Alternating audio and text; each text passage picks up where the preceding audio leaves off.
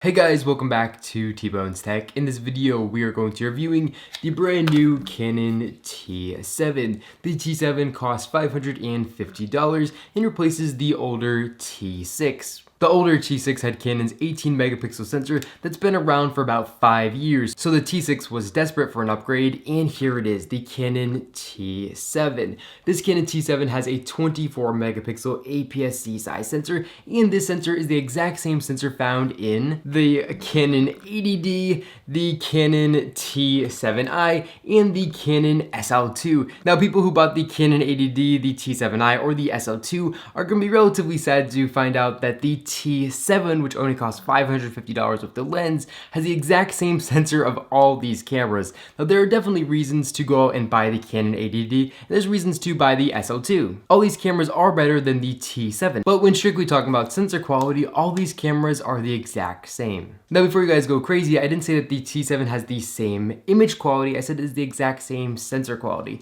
There is a difference. But that being said, in a controlled studio environment, I can take the exact same quality pictures on the T7 as I can with the Canon 80D. Here's an example of the Canon 80D and the Canon T7. Now, this next comparison, I shot both these cameras at ISO 6400. ISO 6400 is the max native ISO that the T7 can shoot. And as you can see, both these pictures are very clean. More expensive cameras would have advantages over the T7 is using those higher ISOs, and that's because they have more expensive and better image processors. When shooting both these cameras at ISO 6400 or less, there's going to be almost no difference as far as image quality between these two cameras.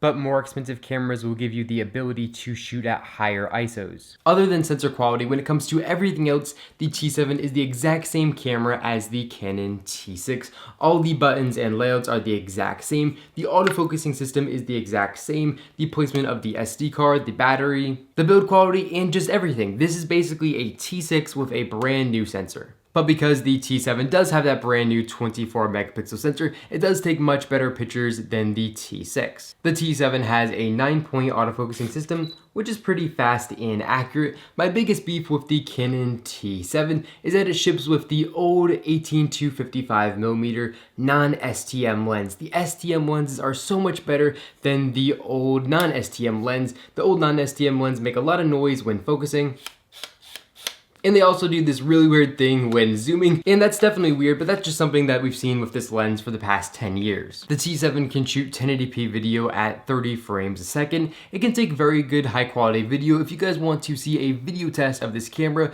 make sure to click the link in the description down below where you guys can check out my full video test of this camera. The T7 is definitely capable of taking very high quality video, but unfortunately it's hard to take high quality video with this camera. To get good shots, you're going to have to mostly manually focus, and you're also going to have to use manual mode and control all the settings yourself. The T7's max shutter speed is 1/4000th of a second, where higher end cameras like the Canon 80D can shoot 1/8000th of a second, but 1/4000th of a second is definitely going to get the job done. It also has an ISO range of ISO 100 all the way to ISO 6400 with an expandable ISO to 12800. And it can definitely take clean pictures at ISO 3200 and 6400. The T7 has Canon's Digic 4 Plus image processor. That's what's going to allow you to get those better, cleaner shots using higher ISOs. The T7 has Wi-Fi and NFC, and that's really great because then you can use this camera to connect to your smartphone via Canon's Camera Connect app. And then from the app, you can control the shutter speed, ISO, and aperture, and you can actually use your phone as a live screen of the camera. So you can see what the camera is seeing, and then you can easily just take a picture, and then from there you can easily send it to your phone and share it on social media. If you're wondering how to pair your T7 to your smartphone, I'm going to leave a link in the description down below to a tutorial that I made, which easily shows you step by step how to do that. This is a very light camera. It's not quite as light as the SL2. It's just a couple grams heavier, but it's definitely very lightweight, and you can take pictures with this camera all day without any discomfort. The grip also is a little bit bigger than the SL2, which makes it fit in the hand just a little bit better for me. Overall, the Canon T7 is a great camera. It costs $550, but we definitely expect those prices to drop $50 to $100 here in the next couple of months. But for current pricing and availability, quality, I'm going to leave a link in the description down below, which is going to take you to this camera on Amazon.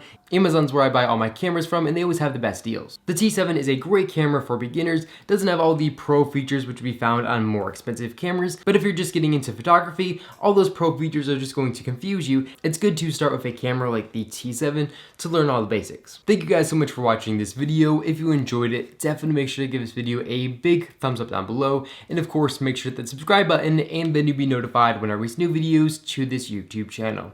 Again, thank you all so much for watching this video, and I will catch you all in the next one.